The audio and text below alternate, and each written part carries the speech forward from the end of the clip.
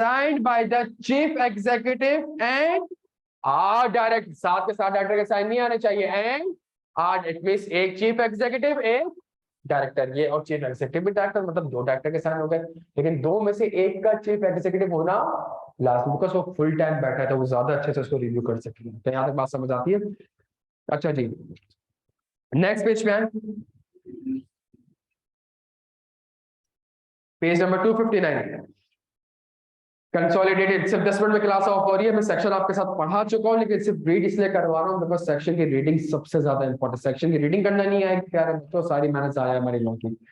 Consolidated FS, there shall be attached to the FS of a holding company having a subsidiary or subsidiaries at the end of the financial year at which the holding company FS are made, consolidated financial statement of the group presented as those of a single enterprise, and such consolidated FS shall comply with the disclosure requirement of the relevant schedule and the financial reporting standard IFRS 3, IFRS 10 आप पढ़ चुके हैं, notified by the commission, provided that nothing in this subsection shall apply to a private company and its subsidiary।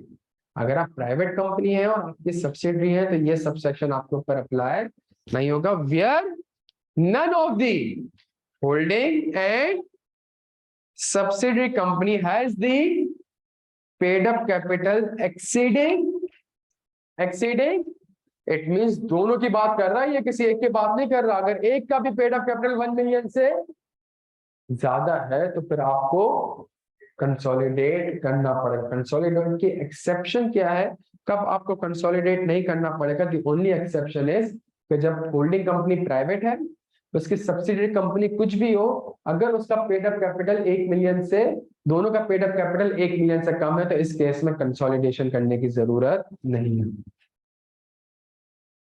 Where the financial year of a subsidiary precedes the day on which the holding company financial year and by more than 90 days, such subsidiary, holding को नहीं कहता, such subsidiary shall make an interim, और interim closing आपको समझ आ जाना चाहिए क्या लिखा है, shall make an interim closing on the day on which the holding company's financial year ends and prepare the financial statements for conducting AGM, for lay down AGM, नहीं for consolidate। तो जो आप सवाल पूछते हैं लॉ को थोड़ा तमीज से पढ़ेंगे, आंसर मिलेंगे आपको यहाँ से। डन हो गया प्यारे बच्चों? Every auditor of holding company appointed under section 246 shall also, जिस तरह वो कहता है डायरेक्टर्स रिपोर्ट में वो कंटेंट वगैरह को कंसोलिडेट को भी देख लेना, shall also report in the specified form on the consolidated FS and exercise all such rights and duties as are within him under section। ये सेक्शन आगे जाके पढ़ेंगे। बताने का मकसद ये कि जो होल्डिंग का ऑडिटर होगा वो होल्डिंग के कंसोलिडेटेड का भी ऑडिटर होगा, जो होल्डिंग का स्टैंड अलोन का ऑडिटर होगा वो होल्डिंग के कंसोलिडेटेड का, आगे जाके कहता है कि जो स्टैंड अलोन का पार्टनर होगा वो कंसोलिडेटेड का भी पार्टनर होना चाहिए। फॉर्म तो सेम हो सकती है, ऑडिटर्स भी सेम होने चाहिए।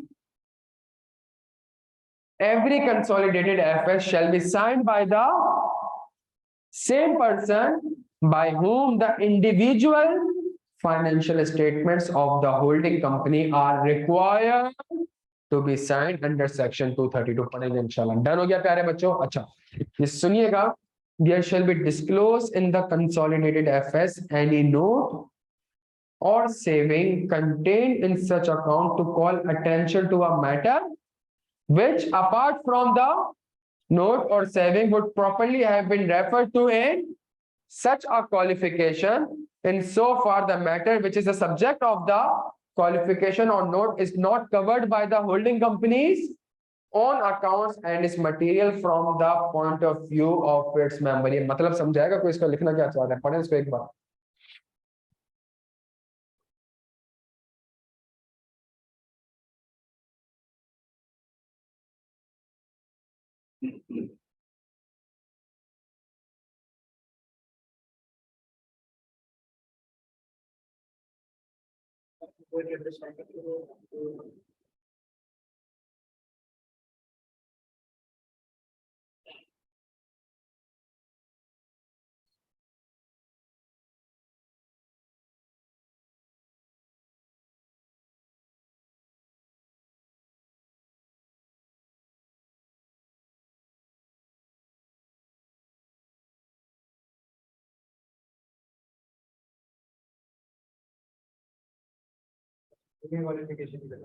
हाँ जी, ये सब्सिडी में अगर कोई क्वालिफिकेशन वगैरह है या सब्सिडी में ऐसा कोई इंपॉर्टेंट मैटर है तो वो कंसोलिडेटेड एफएस में डिस्क्लोज होना चाहिए। कि यहाँ तक बात समझ गए। अगर सब्सिडी में कोई क्वालिफिकेशन है तो वो कंसोलिडेटेड एफएस में क्या होना चाहिए, उसको डिस्क्लोज करना चाहिए, बिकॉज वो मेंबर के लिए इंपॉर्टेंट हो सकता है।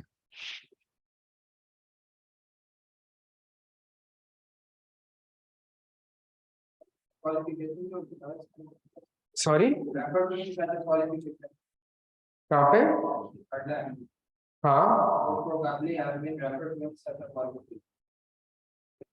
Subject of the qualified note is not covered by the holding companies on account. तो कंसोलिडेटेड एफएस में अगर होल्डिंग कंपनी ऑन अकाउंट में क्वालिफिकेशन नहीं तो कौन सी बची? सब्सिडी। अच्छा जी, पेज नंबर 261 सेक्शन 229।